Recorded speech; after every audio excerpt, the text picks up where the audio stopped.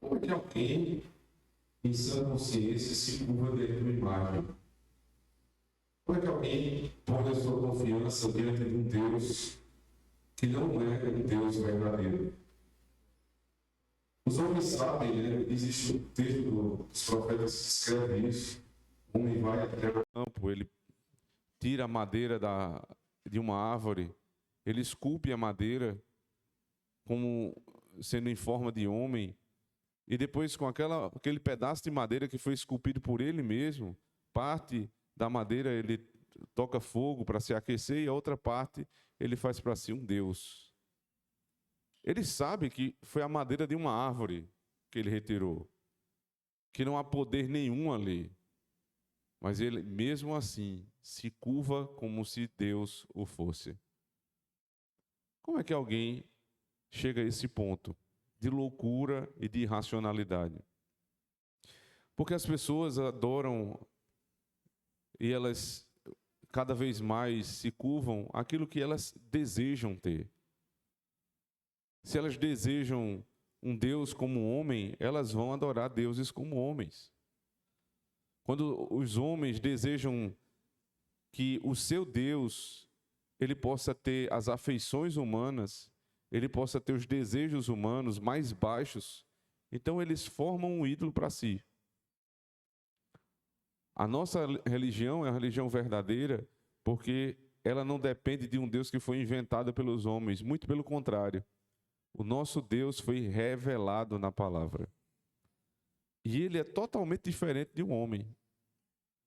Ainda que o nosso Senhor Jesus Cristo seja Deus homem, você percebe que as características da sua humanidade são na plenitude. Mas ele há na sua divindade algo muito superior à humanidade. Mas aqueles que recorrem aos ídolos, eles recorrem porque não querem um Deus verdadeiro, eles querem adorar a si próprios. E nessa dinâmica, eles começam fundindo um Deus que é a sua imagem e a sua semelhança para que possam ser servidos nos seus desejos humanos mais baixos, e o que eles se tornam no final do processo, eles se tornam iguais aos seus próprios ídolos. É o que o texto diz no verso 8. A eles se tornem semelhantes os que os fazem, assim como todos os que neles confiam. Assim como o ídolo não é nada, assim como o ídolo é irracional, aquele que adora um ídolo também é irracional.